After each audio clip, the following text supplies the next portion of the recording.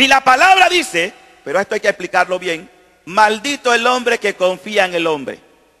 Pero la maldición del que confía en el hombre es cuando esa persona no es capaz de confiar en el Dios de la vida. Es decir, que confiamos más en los hombres que en el mismo Dios. Y Dios es infalible, es decir, no falla. Dios es fiel a lo que promete. Y si Él promete bendición, Dios da bendición. ¿Tú crees eso? Hermano, escucha bien. Muchos católicos, ayer como hoy, nos parecemos a los discípulos de Emaús. Discípulos que iban así. Bajaban de Jerusalén a Emaús. Cansados. Cansados del camino. Iban así. ¿Cuántos católicos han perdido la alegría porque no tienen todavía el don? O no se han abierto a ese don. Y entonces usted ve nuestra liturgia. ¡Qué alegría cuando me dijeron! Yo tengo un gozo en mi alma, gozo en mi alma. Somos o parecemos más testigos de un difunto que de un resucitado.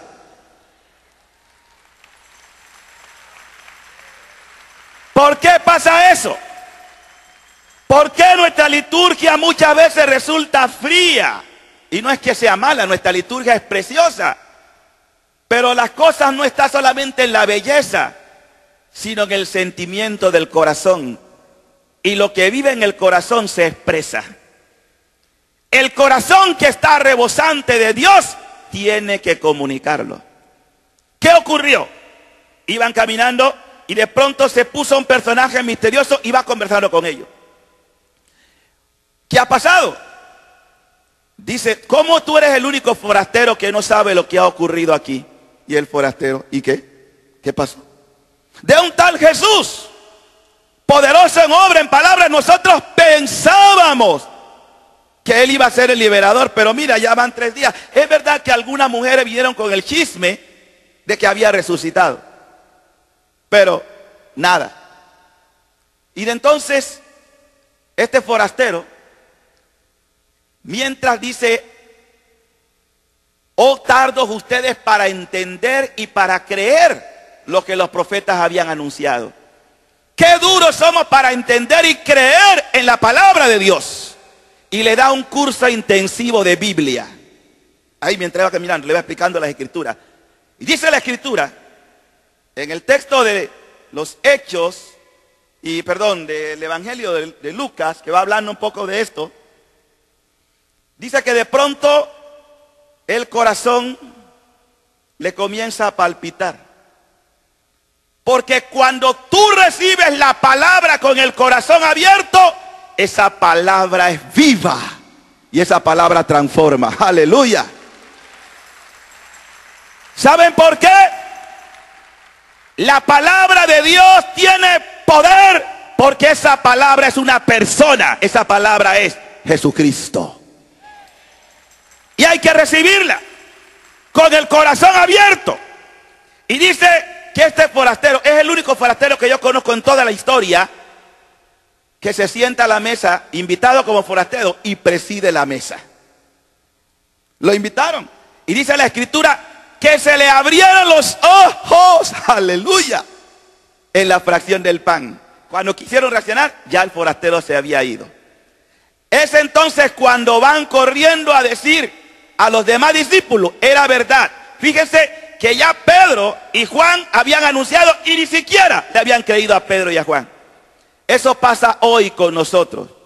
Hay un espíritu de duda, hay un espíritu de apostasía, hay un espíritu de rebelión frente a la palabra. Claro que eso tiene su origen. Pero fíjense hoy, hermano, vamos nosotros a hacer lo mismo. En la escritura hay cantidad de textos, no vamos a verlo todo porque es imposible, de las promesas de Dios sobre el Espíritu Santo. Isaías 11:2. reposará sobre el espíritu de Yahvé, espíritu de sabiduría, inteligencia, espíritu de consejo y fortaleza, espíritu de ciencia y temor de Yahvé. En el capítulo 4 de Lucas, Jesús hace referencia a ese espíritu profetizado en Isaías. Más adelante encontramos, por ejemplo, en Isaías 44:3, derramaré agua sobre el sediento suelo, raudales sobre la tierra seca. Derramaré mi espíritu sobre tu linaje, mi bendición sobre cuanto de ti nazcan. Ezequiel 11:19, yo le daré un solo corazón y pondré en ellos un espíritu nuevo. Quitaré de su cuerpo el corazón de piedra y le daré un corazón de carne, para que caminen según mis preceptos, observen mis normas y las pongan en práctica. Y así serán mi pueblo y yo seré su Dios. Yo seré su Dios. Pero si ponen en práctica la palabra de Yahvé, si la reciben y la guardan y la ponen en cumplimiento. Más adelante nos dice también el profeta Ezequiel 37:14, infundiré mi espíritu en ustedes y vivirán.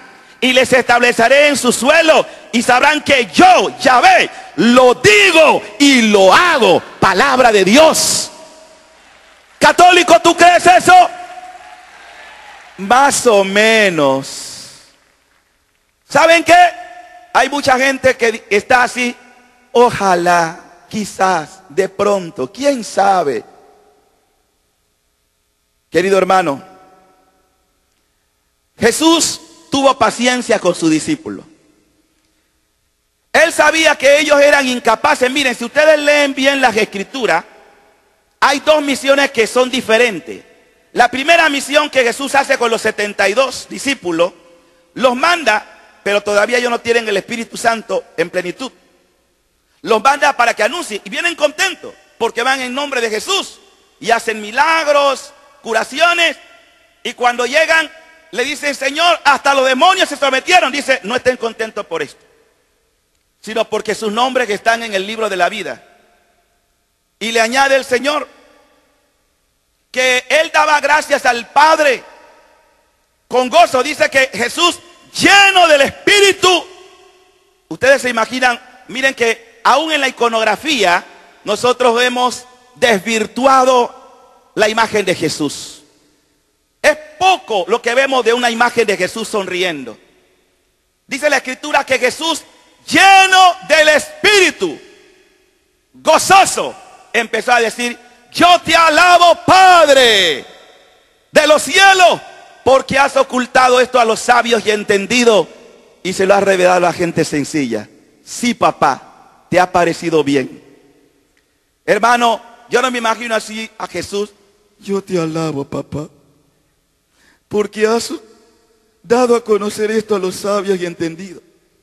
Jesús tenía el gozo del Espíritu Santo. Y el gozo del Señor tiene que comunicarse. Si yo estoy alegre, yo canto. Si yo estoy alegre, yo bailo. Porque no se puede reprimir lo que siente el corazón cuando está inundado de la presencia de Dios. ¿Entiendes, hermano? Hay que comunicar lo que se siente, porque el gozo del Señor es mi fortaleza. ¡Aleluya! ¡Santo es su nombre! ¡Bendito sea Dios! No puede estar triste el corazón que ha experimentado a Cristo. Y los cristianos tenemos una medicina para el mundo: el gozo del Señor. Y hay que comunicarlo. Aún en medio de las más difíciles pruebas, Pablo era un hombre que, a pesar de la tribulación, de la persecución, de la calumnia, nunca perdió la alegría. Y en Filipenses 4:4 dice: estén alegres en el Señor. Se lo repito, estén alegres en el Señor. La alegría, el gozo. ¿Cómo vamos a comunicar una buena noticia si usted es testigo de un difunto? El Señor te ama. Él pagó el rescate por ti. Aleluya.